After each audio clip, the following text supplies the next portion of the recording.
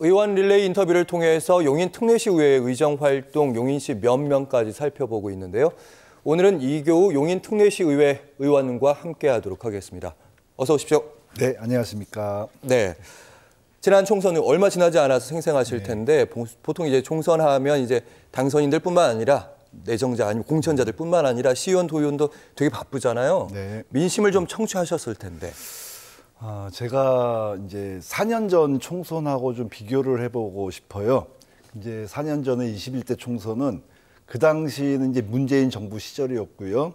그 코로나 팬데믹을 잘 극복하고 대처하는 부분에 대해서 국민들께서 굉장히 응원과 지지를 보내주신 결과였다고 생각을 합니다. 예. 근데 이제 이번에 치렀던 22대 총선은 이제 정부가 바뀌었잖아요. 이제 윤석열 정부에 대한 좀 국민들의 실망, 그다음에 견제, 이런 부분이 심판, 이런 부분들이 많이 국민들께서 요구하셨던 것 같아요. 그래서 민주당이 또 지난 총선과 비슷한 그런 압도적 승리를 거뒀다고 생각하고요.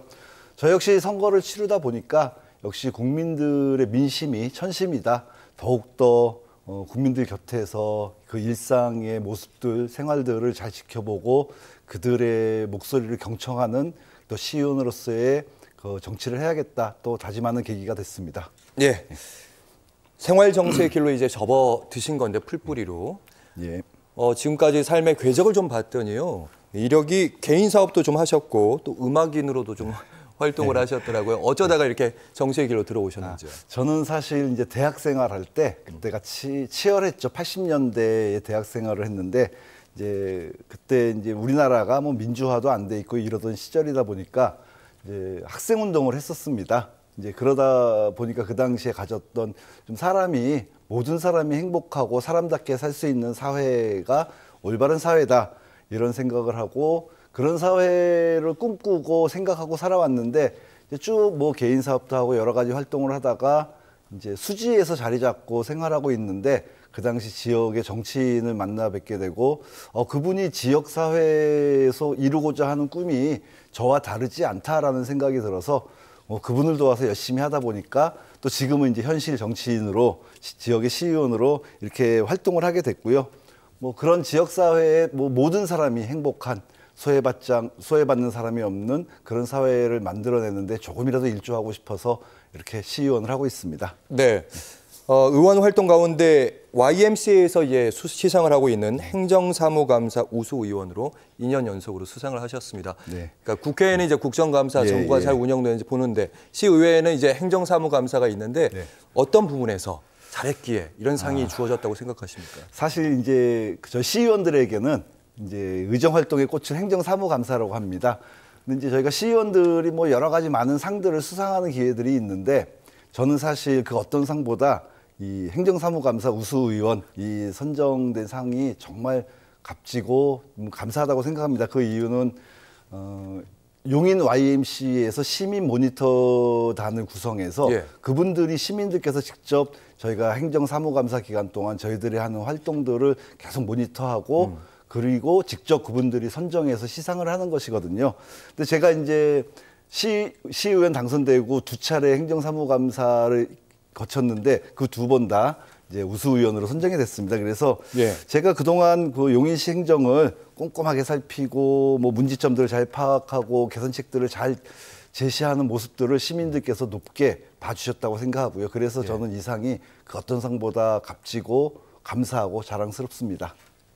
추가 질문 드릴 수밖에 없는데 어떤 부분에 대해서 시 집행부라고 하죠. 집행부의 활동에 문제가 있었다고 지적하셨어요. 저 같은 경우는 제가 상임위가 도시건설위원회입니다.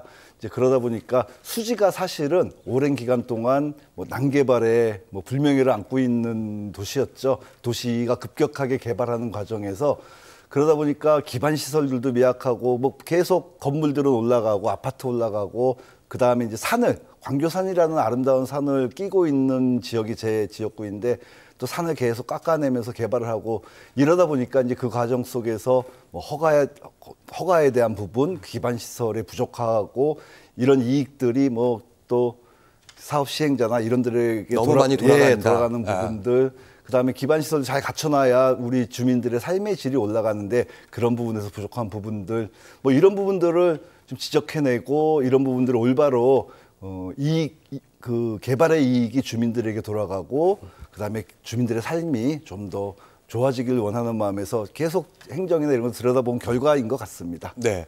지역구 얘기 방금 하셨으니까 예, 예. 계속 질문을 좀 드려보면 네, 지금 해당 지역구가 새로 아파트에 입주하는 분들이 좀 많더라고요. 네, 예. 대체로 다 신축 아파트들이 대부분이고 네. 그러다 보니까 교통 문제 아무래도 도로 문제도 좀 문제가 있을 테고 특히 수지 IC, 서수지 IC 네. 여기가 되게 많이 막힌다면서요? 예.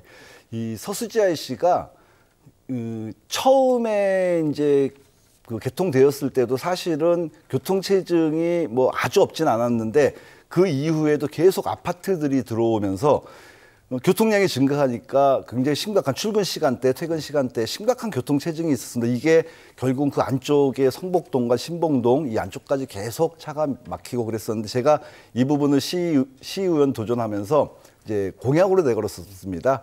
교통 혼잡 지역에 대한 개선책을 제시하겠다, 해결하겠다 했는데 제가 시의원이 되자마자 이제 담당 부서에 이 부분을 요청했습니다. 그래서 이 방안들을 어떻게 할까 고민하다가 지금 현재 있는 차선들에서 한 차선을 좀 늘릴 수 있는 방안이 없겠느냐라고 제안을 했고 마침 이제 법정 그 최소한 차선의 여유가 좀 있어서 그 기존에 있던 차선들을 해서 한 차선씩을 늘렸습니다. 그래서 이거를 또 집행부가 뭐 드론도 띄우고 하면서 주도면밀하게 검토를 해줬고요. 또 이게 타당하다, 이 제안이 타당하다 해서 또 공사를 해줬고요. 그래서 지금은 이제 지금도 뭐 막히긴 하지만 그 전에 비해서는 좀 원활하게 교통 흐름이 진행되고 있고 저는 그 길을 다닐 때마다 아, 이거 참 보람되다라고 느끼고 있습니다. 네, 이번엔 또 조례안과 관련해서 추가 질문 또 드려보면 5개 행사의 안전관리에 대한 조례, 네. 참사방지 대책이라고 예, 하는데 예. 이거 조금 더 큰 조례안이네요. 예, 예. 어떤 내용일까요? 이게 이제 22년도 10월 29일 그 이태원 참사를 우리가 겪었잖아요. 그래서 많은 젊은이들이 희생이 되는 좀 안타까운 사고가 있었는데 제가 이제 이 상황을 보면서 그 이 사고에 대해서 행정의 부재, 뭐 행정의 무능, 뭐 아예 행정의 문제점들을 봤습니다. 그래서 우리 용인시는 이런 상황에 대해서 어떻게 대처를 하고 있나라고 봤더니 조례가 없더라고요. 그래서 이제 다수인이 모이는 5개 행사에 대해서 조금 더 세밀하게 법의 테두리를 만들어서 좀 안전한 그런 행사들이 이루어질 수 있도록 그렇게 해서 조례를 제정하게 되었고요.